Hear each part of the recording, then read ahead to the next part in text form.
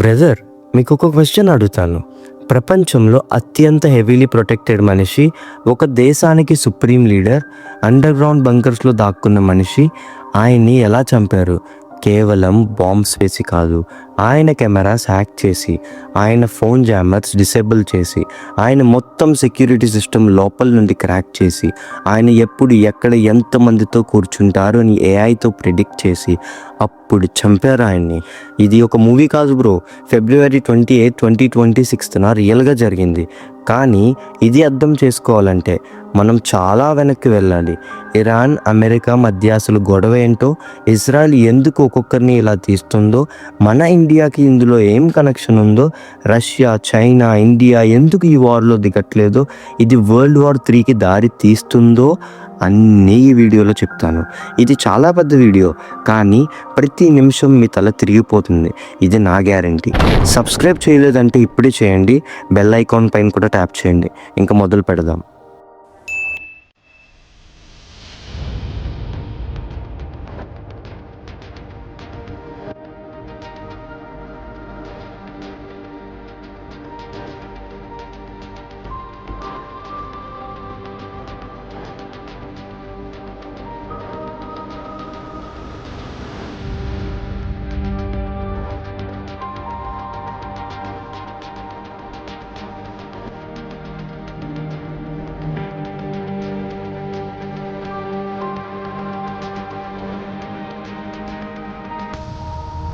Part 1. America ఇరాన్ని ఎందుకు hate చేస్తుంది, అసలు గొడవ ఏంటి? బ్రదర్, ఈ హేట్కి 1953 నుండి మొదలు పెట్టాలి. ఇరాన్లో అప్పుడు మొహమ్మద్ మొసదిక్ అని ఒక ప్రైమ్ మినిస్టర్ ఉండేవాడు. చాలా పాపులర్ లీడర్. జనాలు ఆయన్ని చాలా ఇష్టపడేవారు. ఆయన ఏం చేశాడంటే ఇరాన్ ఆయిల్ మొత్తం నేషనలైజ్ చేశాడు. మా దేశపు ఆయిల్ మాకే చెందుతుంది, ఫారిన్ కంపెనీస్కి మేము ఇవ్వమని అన్నాడు. ఇది విన్న తర్వాత అమెరికా మరియు బ్రిటన్కి చాలా కోపం వచ్చింది. CIA మరియు బ్రిటిష్ ఇంటెలిజెన్స్ కలిసి ఇరాన్లో కాప్ ఆర్గనైజ్ చేశారు. మొసడిక్ని పడగొట్టారు. షా పహ్లవి అనే అమెరికా ఫ్రెండ్లీ కింగ్ని పవర్లో కూర్చోబెట్టారు. ఇరాన్ ఆయిల్ మళ్ళీ వెస్టర్న్ కంపెనీస్కి వెళ్ళింది. ఇరాన్ జనాలకి ఇది ఒక బీట్రేయల్గా ఎప్పుడూ మర్చిపోలేరు. అప్పటి నుండి హార్ట్లో ఒక క్వశ్చన్ ఉంది వాళ్ళకి, మా దేశంలో మాకు నచ్చిన లీడర్ ఉండకూడదా? అమెరికా మా మీద ఎందుకు కంట్రోల్ చేస్తుంది? ఆ యాంగర్ 1979లో పేలింది. ఇస్లామిక్ రెవల్యూషన్ వచ్చింది. ఆయతుల్లా ఖొమైనీ అనే రిలీజియస్ లీడర్ జనాల్ని లీడ్ చేసి షాని పారిపోయేలా చేశాడు. New Islamic republic of Iran ఏర్పాటు అయింది. కానీ అక్కడే అమెరికాకి లైఫ్లో అతిపెద్ద అవమానం జరిగింది. 52 మంది అమెరికన్ డిప్లొమాట్స్ని ఇరాన్లో 444 రోజులు హోస్టైజ్గా పెట్టారు. టీవీ కెమెరాస్ ముందు అమెరికాని హ్యూమిలేట్ చేశారు. అమెరికన్ ప్రెసిడెంట్ కార్టర్ ఏమీ చేయలేకపోయాడు. ఆ రోజు నుండి అమెరికా మనసులో ఇరాన్ అంటే ఎనిమీ నెంబర్ 1. ఇప్పుడు ట్రంప్ ఏం చేశాడు అర్థమైందా? 47 సంవత్సరాల పాత వౌండ్ ఇది. అది ఇప్పుడు ఎక్స్ప్లోడ్ అయింది. కానీ ఒక్క మూమెంట్, ఇందులో ఇజ్రాయెల్కి ఏం కనెక్షన్ అని అడుగుతున్నారు కదా? అదే వేరే స్టోరీ, మరియు ఆ స్టోరీ చాలా డార్క్గా ఉంది. పార్ట్ 2. ఇజ్రాయెల్ ఇరాన్ని ఎందుకు టార్గెట్ చేసింది? Assassinations list. Brother, Israel Iran connection అర్థం చేసుకోవాలంటే ఒకే ఒక సెంటెన్స్ చాలు. ఖామ్నై డికేట్స్గా పబ్లిక్లీ చెప్తూ వచ్చాడు, ఇజ్రాయెల్ని మ్యాప్ నుండి తుడిచిపెట్టాలి అని. ఇది వర్డ్స్లో మాత్రమే కాదు, ఇరాన్ దాన్ని యాక్షన్స్లో చేసింది. హమాస్కి వెపన్స్, మనీ, ట్రైనింగ్ ఇచ్చింది. హెజ్బుల్లాని లెబనాన్లో బిల్డ్ చేసింది ఇజ్రాయెల్ బార్డర్ దగ్గర. హౌతిస్ని యెమెన్లో సపోర్ట్ చేసింది. రెడ్ సీ బ్లాక్ చేయడానికి ఇరాకీ మిలీషియస్ ట్రైన్ చేసింది వాళ్ళందరికీ. ఇవన్నీ ఇజ్రాయెల్ చుట్టూ ఉన్న గ్రూప్స్. వీటిని యాక్సెస్ ఆఫ్ రెసిస్టెన్స్ అంటారు. ఇరాన్ వీటి ద్వారా ఇండైరెక్ట్లీ ఇజ్రాయెల్ మీద ప్రెజర్ పెడుతూ వచ్చింది. ప్రాక్సీ వార్ అంటే ఇదే మరి. కానీ అక్టోబర్ 7, 2023 అన్నీ చేంజ్ అయ్యాయి. హమాస్ అటాక్ చేసింది. 1200 ఇన్నోసెంట్ ఇజ్రాయలీస్ చనిపోయారు. చిన్నపిల్లలు, పెద్దవాళ్ళు, చాలా కుటుంబాలు, అందరూ. ఇది ఇజ్రాయెల్ జీవితంలో చూసిన అతిపెద్ద అటాక్. ఇజ్రాయెల్కి క్లియర్గా అర్థమైంది, ఇరాన్ సపోర్ట్ లేకుండా ఇది పాసిబుల్ కాదు అని. అప్పటి నుండి ఇజ్రాయెల్ ఒక్కొక్కరిని సిస్టమేటిక్గా ఎలిమినేట్ చేస్తూ వచ్చింది. July 2024 Hamas political leader Ismail హనియాని టెహ్రాన్లో పెజిస్కేన్ ఇనాగ్రేషన్కి వచ్చినప్పుడు ఇరాన్ మట్టి మీదనే చంపేశారు. ఇది ఇరాన్కి చాలా పెద్ద అవమానం. వాళ్ళ దేశంలో వాళ్ళు ప్రొటెక్ట్ చేయలేకపోయారని. September 2024 Hezbollah leader Hussein Nasrallah లెబనాన్లో ఇయర్స్గా అండర్ గ్రౌండ్ బంకర్స్లో దాక్కునున్నాడు. ఇజ్రాయెల్ 80 బంకర్ బస్టర్ బాంబ్స్ వేసి కిల్ చేసింది. October 2024 Hamas leader Yahya Sinwar గాజాలో చంపేశారు. జూన్ 2025 ఇజ్రాయెల్ ఒక్కసారి ఇరాన్ మీద డైరెక్ట్ స్ట్రైక్స్ వేసింది. ఒక్కొక్క రోజులో 20 న్యూక్లియర్ సైంటిస్ట్ మరియు మిలిటరీ అఫీషియల్స్ చనిపోయారు. ఒక సంవత్సరంలోనే ఇరాన్ బ్యాక్ టాప్ లీడర్స్ అందరూ పోయారు. ఒక్కడే మిగిలాడు, ఆయనే ఖామ్నేయి. జూన్ 2025 వార్లో ఆయన తప్పించుకున్నాడు. అండర్ గ్రౌండ్ బంకర్స్లో దాక్కుని ఉన్నప్పుడు ఇజ్రాయెల్ వెయిట్ చేసింది ఫిబ్రవరి 28, 2026 వరకు. ఇంకా వాళ్ళ వెయిట్ అక్కడతో ఎండ్ అయిపోయింది. అసలు ఎలా చేశారు ఇది మీరు ఎక్కడ వినలేదు, ఇప్పుడు చెప్తాను.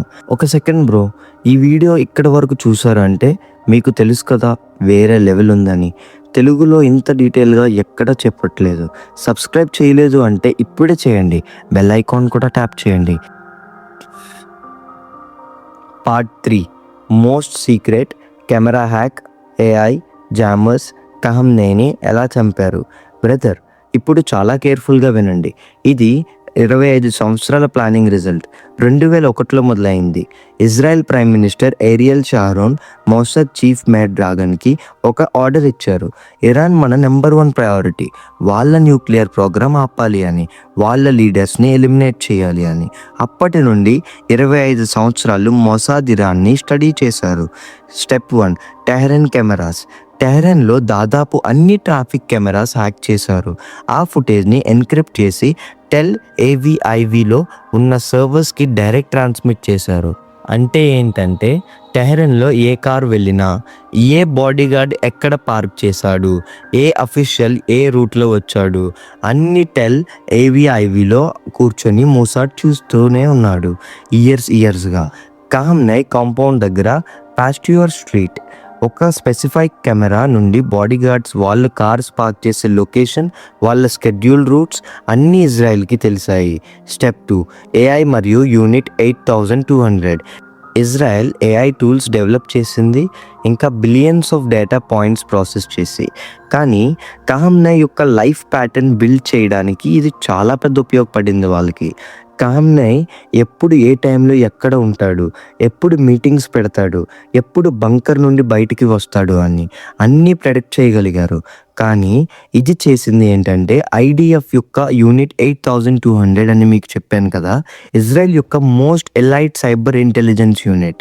వీళ్ళు 2010లో స్టక్స్నెట్ వైరస్తో ఇరాన్ న్యూక్లియర్ సెంట్రిఫ్యూజ్ డిస్ట్రాయ్ చేసిన వాళ్ళే. Step 3 February 28 morning the intelligence. CIA మరియు మొసాద్ కలిసి కన్ఫర్మ్ చేసుకున్నారు.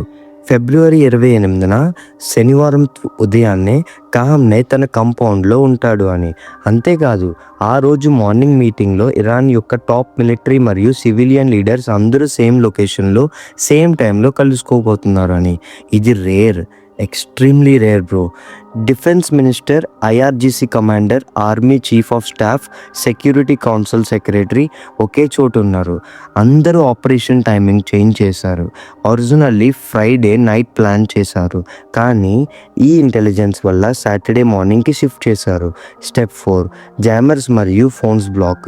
స్ట్రైక్కి కొన్ని గంటల ముందు ఖామ్నేయి కాంపౌండ్ చుట్టూ ఉన్న సెల్యులార్ నెట్వర్క్ మ్యాచ్ని జామ్ చేశారు. వాళ్ళు యూజ్ చేసిన సెక్యూర్ కమ్యూనికేషన్ సిస్టమ్స్ డిసేబుల్ చేశారు. ఇక్కడ ఇంపార్టెంట్ పాయింట్ ఏంటంటే ఇరాన్ వాళ్ళు తమ కాంపౌండ్ ప్రొటెక్ట్ చేయడానికి హై పవర్డ్ జామర్స్ యూజ్ చేస్తారు. ఈ జామర్స్ అవుట్ సైడ్ సిగ్నల్స్ రాకుండా బ్లాక్ చేస్తాయి. నార్మల్లీ ఇవి మిసైల్స్ గైడెన్స్ని సిస్టమ్స్ కూడా కన్ఫ్యూజ్ చేస్తాయి, కానీ ఇజ్రాయెల్ దాన్ని కౌంటర్ చేసింది. జామర్స్ యొక్క ఫ్రీక్వెన్సీ ఐడెంటిఫై చేసి దాన్ని ఓవర్ రైడ్ చేసే సిగ్నల్స్ యూజ్ చేసింది. మిసైల్స్ దారి తప్పకుండా ఎగ్జాక్ట్ టార్గెట్కి వెళ్ళాయి. అంటే ఏంటంటే బాడీగార్డ్స్కి ప్లేన్స్ వస్తున్నాయి పారిపో అని ఎవరో వార్న్ చేయలేకపోయారు. తెలిసేలోపే బాంబ్స్ పడ్డాయి. స్టెప్ 5 డేలైట్ స్ట్రైక్స్ ఎందుకు. ఖామ్నేయి రాత్రి వేళ అండర్ గ్రౌండ్ బంకర్స్లో దాక్కుంటాడు అని ఇజ్రాయెల్కి తెలుసు. ఆయన డేలైట్లో తక్కువ వల్నరబుల్ ఫీల్ అవుతారు, సెక్యూరిటీ కొంచెం రిలాక్స్ అవుతుంది. అందుకే డే లైట్లో స్ట్రైక్ చేశారు. F-35 స్టెల్త్ జెట్స్ రడార్కి అస్సలు కనిపించవు. అవి వచ్చాయి. 30 ప్రిసిజన్ మిసైల్స్ ఫైర్ చేశారు కాంపౌండ్ మీద. ఒక్కటి కూడా మిస్ కాలేదు. అక్కడ ఆ రోజు ఉన్నది ఎవరెవరంటే Khamenei, defence minister, IRGC commander, army chief, security secretary, Iran యొక్క టాప్ 5 లీడర్స్ ఒకే చోట. అందరూ ఒక స్ట్రైక్లో పోయారు. సండే మార్నింగే ఇరాన్ స్టేట్ టీవీ బ్రాడ్కాస్ట్ చేసింది, supreme leader has reached martyrdom అని. 37 ఇయర్స్ ఒక దేశాన్ని నడిపించిన మనిషి 25 ఇయర్స్ ప్లానింగ్ వల్ల ఒక మార్నింగ్లోనే లేకుండా పోయారు. పార్ట్ 4 న్యూక్లియర్ బాంబ్ ఇరాన్ చేస్తుందా? అమెరికా ఎందుకు భయపడింది? బ్రదర్, ఇప్పుడు అస్సలు కారణం అర్థమవుతుంది. అమెరికా ఇరాన్ని ఎందుకు ఇంత అగ్రెసివ్లీ టార్గెట్ చేసింది, వార్ ఎందుకు చేస్తుంది, దానికి న్యూక్లియర్ ప్రోగ్రామే అని అర్థం చేసుకోవాలి మనం. ఇరాన్ న్యూక్లియర్ ప్రోగ్రామ్ 1957లో మొదలైంది. ఎలక్ట్రిసిటీ కోసం అని చెప్పింది. వరల్డ్ ఓకే అంది. కానీ 2002లో ఒక బాంబ్ షెల్ వచ్చింది. ఇరాన్ అపోజిషన్ గ్రూప్ లీక్ చేసేసింది. Iran secretly 2 underground nuclear facilities build చేస్తుందని. నాటాన్స్ మరియు అరాక్ ఇవి ఎలక్ట్రిసిటీ కోసం కాదు, వెపన్స్ గ్రేడ్ యురానియం కోసం అని తెలిసిపోయింది. న్యూక్లియర్ బాంబ్కి యురానియంని 90%కి ఎన్రిచ్ చేయాలి. 2002లో ఇరాన్ 20% వద్ద ఉంది. 2019లో ట్రంప్ డీల్ నుండి వాకౌట్ చేసిన తర్వాత 60% దాకా చేసేశారు. 2025 చివరికి 84% దాకా వెళ్ళిందని CIA రిపోర్ట్స్. 84% నుండి 90%కి వెళ్ళడం కొన్ని వీక్స్ మాత్రమే. అమెరికా భయపడింది. ఇరాన్ న్యూక్లియర్ బాంబ్ చేస్తే మిడిల్ ఈస్ట్లో balance of power completely shift అవుతుంది. Iran enemies Hamas, Hezbollah nuclear umbrella కింద ఆపరేట్ చేస్తారు. ఇజ్రాయెల్ డైరెక్ట్లీ ఎగ్జిస్టెన్షియల్ థ్రెట్లో పడిపోతుంది. అందుకే అమెరికా బాంబ్ చేయడానికి ముందే వాళ్ళని ఆపాలి అని డిసైడ్ చేసింది. February 28 స్ట్రైక్స్లో అఫీషియల్లీ ఫోర్డో న్యూక్లియర్ ఫెసిలిటీని, ఇరాన్ అత్యంత secure underground nuclear site target చేశారు. అమెరికా B-2 బాంబర్స్ నుండి 30,000 pound massive ordnance penetrator bombs bunker buster పైన వేసేశారు. ఇవి 60 మీటర్స్ అండర్ గ్రౌండ్ వెళ్ళి ఎక్స్ప్లోడ్ అవుతాయి. ఇప్పుడు ఇరాన్ న్యూక్లియర్ క్యాపబిలిటీ కంప్లీట్గా డిస్ట్రాయిడ్ అయ్యిందా లేదా అనే క్వశ్చన్ వరల్డ్లో ఉంది. బ్రో, ఒక సెకండ్, ఈ వీడియో ఇంత డెప్త్గా చూస్తున్నావంటే మీ ఫ్రెండ్స్కి కూడా ఇది తెలియాలి. ఒక్కసారి నా కోసం ఈ వీడియో పాజ్ చేసి ఒక ఫ్రెండ్కి షేర్ చేయండి. వాళ్ళకి కూడా క్లారిటీ వస్తుంది. షేర్ చేసి ఇంక వీడియో స్టార్ట్ చేయండి. Part 5 Modi India. ఇందులో మనకి ఏం కనెక్షన్? బ్రదర్, చాలామంది ఇండియా గురించి అడుగుతున్నారు. ఇండియా సిచ్యువేషన్ చాలా కాంప్లికేటెడ్గా ఉంది ఇప్పుడు. ఒకవైపు ఇరాన్ చాబహర్ పోర్ట్, ఇండియా ఇరాన్తో కలిసి బిల్డ్ చేసిన పోర్ట్ ఇది. ఆఫ్ఘనిస్తాన్ మరియు సెంట్రల్ ఏసియాతో ట్రేడ్ చేయడానికి ఇది చాలా కీలకం. ఇండియా దాని మీద $500 మిలియన్ ఇన్వెస్ట్ చేసింది. ఇప్పుడు వార్ వల్ల ఆ పోర్ట్ ఫ్యూచర్ అన్క్లియర్. మరోవైపు ఇజ్రాయెల్ ఇండియా యొక్క important defence partner. Weapons deals ఉన్నాయి. మోదీ నెతన్యాహు ఫ్రెండ్షిప్ క్లోజ్గా ఉంది. February 25న వార్కి 3 రోజుల ముందు మోదీ ఇజ్రాయెల్కి వెళ్ళారు. కెన్సెట్లో స్పీచ్ ఇచ్చారు. ఆ స్పీచ్లో మోదీ ఏం చెప్పారో వింటే మీరు షాక్కి గురవుతారు. ఇండియన్ ఆరిజిన్ జూయిష్ కమ్యూనిటీ గురించి మాట్లాడుతూ వాళ్ళకి Israel is the father land and India is the mother land అని చెప్పారు. ఈ లైన్ క్లిప్ చేసి సోషల్ మీడియాలో వైరల్ అయింది. ఇది ఇజ్రాయెల్ని ఫాదర్ ల్యాండ్ అన్నాడు అని చాలామంది షేర్ చేశారు కాంటెక్స్ట్ లేకుండా. కాంటెక్స్ట్ అర్థం చేసుకుంటే ఆయన ఇండియన్ జూయిష్ కమ్యూనిటీ గురించి చెప్పారు. కానీ టైమింగ్ వల్ల కాంట్రవర్సీ చాలా వచ్చింది. ఇరాన్ అటాక్ జరిగినప్పుడు ఇండియా అఫీషియల్లీ ఇజ్రాయెల్ని కండెమ్ చేయలేదు, ఇరాన్ని సపోర్ట్ కూడా చేయలేదు, మిడిల్ పాత్ తీసుకుంది. కానీ ఇక్కడ ఇండియాకి రియల్ ప్రాబ్లం ఏంటంటే oil. Iran oils prices sky high అయ్యాయి. Strait of Hormuz practically close అయింది. ఇండియా ఆయిల్ ఇంపోర్ట్ చాలా ఎఫెక్ట్ అవుతుంది. పెట్రోల్ ప్రైసెస్ ఇండియాలో పెరగబోతున్నాయి. ఇది డైరెక్ట్లీ నా జీవితాన్ని ఎఫెక్ట్ చేస్తుంది. మోదీ గవర్నమెంట్ ఇప్పుడు చాలా డిఫికల్ట్ డిప్లొమాటిక్ పొజిషన్లో ఉంది. అమెరికా, ఇజ్రాయెల్, ఇరాన్, రష్యా అన్నింటినీ బ్యాలెన్స్ చేయాలి.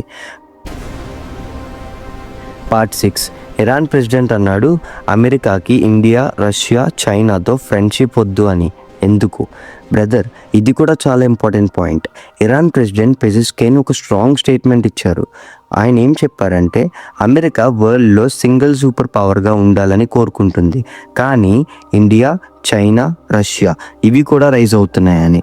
ఒకసారి చూడండి, India 1.4 billion population, world's fastest growing economy with military power. China, 1.4 billion, world's second largest economy with strong military.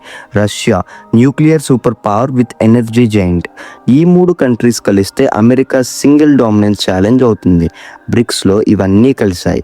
Iran కూడా బ్రిక్స్లో జాయిన్ అయింది. పెజిస్కైన్ ఆర్గ్యుమెంట్ ఏంటంటే అమెరికా ఈ కంట్రీస్ని ఒకే టేబుల్ మీద కూర్చోకూడదని కోరుకుంటుంది. వాటి మధ్య డివైడ్ చేయాలని, ఐసోలేట్ చేయాలని ట్రై చేస్తుంది. ఎందుకంటే ఒక్కడే టాప్గా ఉండాలని.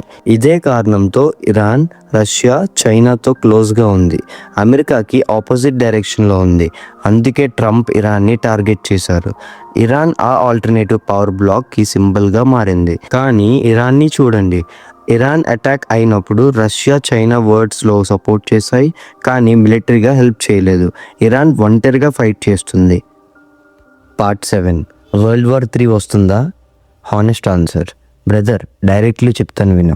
ఇప్పుడు ఇరాన్, అమెరికా, ఇజ్రాయెల్ మధ్య వార్ ఉంది. రష్యా చైనా డైరెక్ట్లీ తీయలేదు, కానీ వరల్డ్లో రిపుల్ ఎఫెక్ట్స్ మొదలైంది.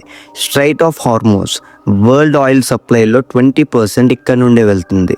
ఇప్పుడు ప్రాక్టికల్లీ క్లోజ్డ్. ఆయిల్ ప్రైసెస్ $120 దాటాయి. ఫ్లైట్స్ 1400కి పైగా క్యాన్సిల్ అయ్యాయి. గ్లోబల్ ఎకానమీలో షాక్ వేవ్స్ వస్తున్నాయి. హెజ్బుల్లా, హౌతీస్, ఇరాకీ మిలీషియస్ ఇంకా ఫుల్లీ యాక్టివేట్ అవ్వలేదు. అయితే ఫైర్ అన్ని వైపులా వ్యాపిస్తుంది. టర్కీ నాటో మెంబర్ మిడిల్లో ఉంది. Gulf countries Qatar, Dubai, Kuwait అన్నీ ఎఫెక్టెడ్ అవుతున్నాయి. యుఎన్ సెక్రటరీ జనరల్ క్లియర్గా చెప్పాడు, ఇది అన్కంట్రోలబుల్ చైన్ రియాక్షన్ ట్రిగర్ చేయవచ్చు. కానీ ట్రంప్ 4 వారాలుగా వార్ అన్నాడు. ఇరాన్ ఫారెన్ మినిస్టర్ డీఎస్కలేషన్ మాట్లాడుతున్నాడు. బ్యాక్ ఛానల్ నెగోషియేషన్ జరుగుతున్నాయి అని రిపోర్ట్స్ కూడా వచ్చాయి. 3 డైరెక్షనల్స్ పాసిబిలిటీస్ ఉన్నాయి. డైరెక్షన్ 1, ఇరాన్ రెజిమీ కొలాప్స్ అవుతుంది, ట్రంప్ గోల్ అచీవ్ అవుతుంది, war ends. Direction 2, Iran proxies full activate అవుతాయి, మిడిల్ ఈస్ట్ పూర్తిగా బర్న్స్.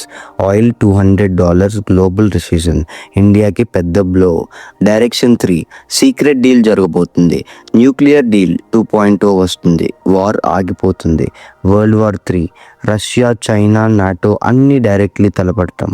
ఇప్పటికీ దట్ లెవెల్కి వెళ్ళే ఛాన్స్ తక్కువ, కానీ ఇది రాంగ్ డైరెక్షన్ పోతే no one can predict what happens next. Brother, last వీడియోలో మీకు ఒక ప్రామిస్ చేశాను, ఒక పెద్ద వీడియో చేస్తానని. ఇవాళ ఆ ప్రామిస్ నిలబెట్టాను. 1953 CIA కాప్ నుండి మొదలుపెట్టి 1979 revolution, nuclear programme, Israel assassinations, camera hack, Mossad operations, February 28 strike, Modi Israel visit, Pezeshkian statement, world war 3 chances అన్నీ కవర్ చేశాం. ఇది ఒక రాత్రి జరిగింది కాదు, దశాబ్దాల నిప్పు ఇది. February 28 రాత్రి అది చెలరేగింది.